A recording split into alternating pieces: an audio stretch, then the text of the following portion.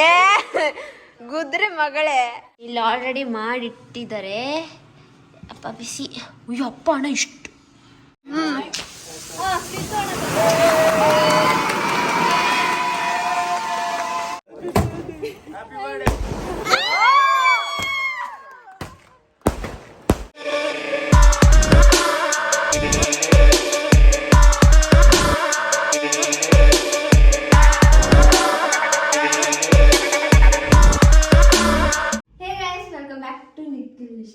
ಸ್ವಲ್ಪ ನಿಧಾನ ಇಪ್ಪತ್ತಣ್ಣ ಹೊರಗಡೆ ಎಲ್ಲ ಇದ್ದಾರೆ. ಸೊ ಮಧುನು ಮೇಲ್ಗಡೆ ರೆಡಿ ಆಗ್ತಾ ಇದ್ದಾಳೆ. ನಿಮ್ಮೆಲ್ಲರಿಗೂ ಗೊತ್ತೇ ಇದೆ ಇವತ್ತು ಮಧು ಬರ್ಡೇ. ಸೊ ಬರ್ಡೇ ಸೆಲೆಬ್ರೇಷನ್ ಮಾಡ್ತಾ ಇದ್ದೀವಿ ಇವತ್ತು 12 o'clockಗೆ, ಅಂದರೆ 6th July 12 o'clockಗೆ ಮಾರ್ನಿಂಗ್ ಮಾಡ್ತಾ ಇದ್ದೀವಿ. ಕರೆಕ್ಟ್ ತಾನೆ ಜುಲೈ? ಸೊ ಯಾ ಅವಳಿಗೆ ಫುಲ್ಲು ಸ್ವಲ್ಪ ಸೀಕ್ರೆಟಾಗಿ ಇಡೋಣ ಅಂತ ಮೇಂಟೈನ್ ಮಾಡ್ತಾ ಇದ್ದೀವಿ. ಬಟ್ ಗೊತ್ತಿರುತ್ತೆ ಅವಳಿಗೆ ನಾವು ಸೆಲೆಬ್ರೇಷನ್ನು ಡೆಕೋರ್ ಮಾಡಿಸ್ತಾ ಇರೋದೆಲ್ಲ. ಒಂದಷ್ಟು ಗೊತ್ತಿರಲ್ಲ ಅಂತ ಅಂದ್ಕೊಂಡಿದ್ದೀನಿ. ನೋಡೋಣ ಏನು ಅಂತ. ಯಾ ಸ್ವಲ್ಪ ಬೇಗ ಬೇಗ ರೆಡಿ ಆಗಬೇಕು. ಇನ್ನು 20 minutes ಅಷ್ಟೇ ಇರೋದು. ಮತ್ತು ಯಾರ್ಯಾರು ಬರ್ತಾ ಇದ್ದಾರೆ. ಸೊ ರೆಡಿಯಾಗಿ ಸಿಗ್ತೀನಿ. ಬಾಯ್. ಕೇಕ್ ತೊಗೊಳಕ್ಕೆ ಬಂದಿದ್ದೀವಿ ಗಾಯ್ಸ್ ದಿಶ್ ಅವ್ರ ಜೊತೆ. ಹ್ಯಾಪಿ ಬರ್ಡೇ ಮಧು ಅಂತ ಬರೆದ್ಬಿಡು. ಓಕೆ.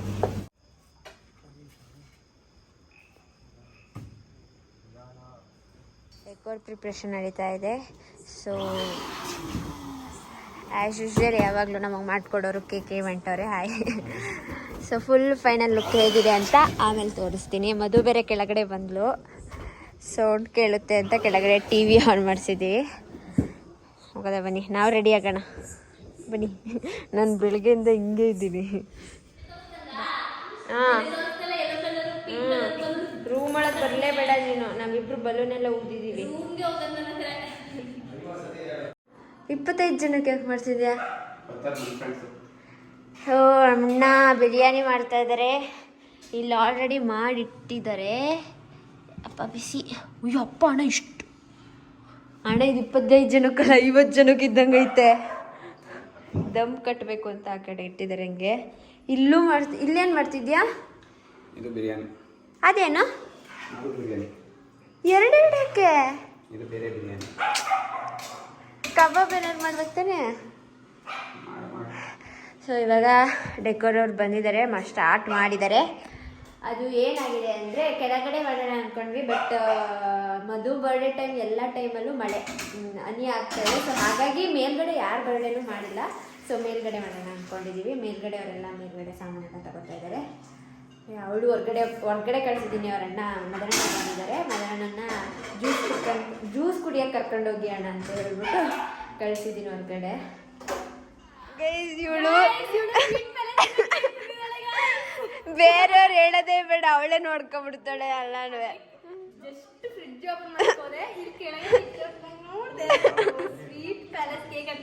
ಮತ್ತೆ ರೆಡಿ ಆಯ್ತೀನಿ ಅಂತೋಳೆ ಗೈಸ್. ಯಾಕೆ ಅಂತ ಗೊತ್ತಿಲ್ಲ. ಯಾಕೆ ಅದಕ್ಕೆ ಯಾಕೆ ರೆಡಿ ಐತಿ 12 ಗಂಟೆಗೆ? ಅಲ್ಲಿ ನೋಡಿ ಅಣ್ಣ. ಹಾ ನೀನ್ ನಾಳೆ ನನ್ ಮೇಲ್ಗಡೆ ರೂಮಲ್ಲಿ ಡೆಕೋರ್ ಮಾಡಿದ್ದೀನಿ ನಾನು ದಿಶಾ ಸೇರ್ಕೊಂಡು.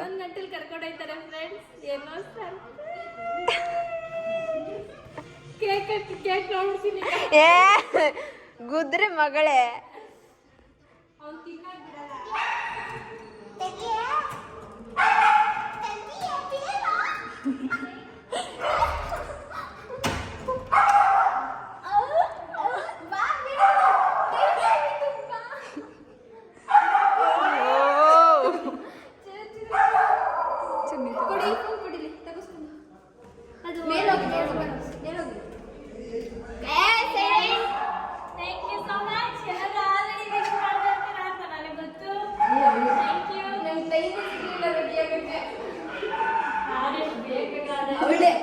ಇದು ಚೆನ್ನಾದ್ರಿ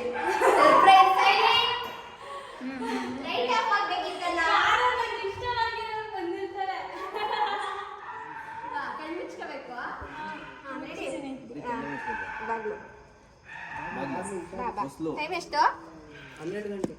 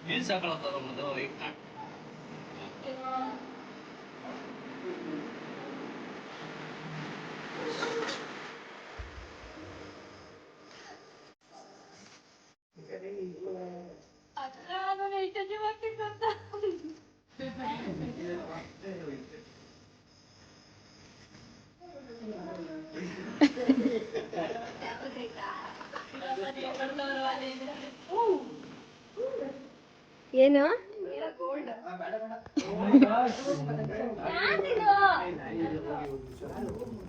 ಕರೆಕ್ಟಾಗಿ ಹೇಳ್ರೋ ನಿಜ ನಂದೆ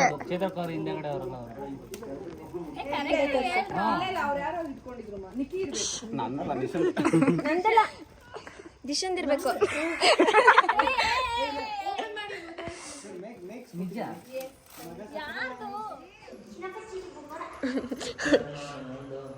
ಲೂಸ್ ಲೂಸ್ ಬಟ್ಟೆ ಚಪ್ಪದು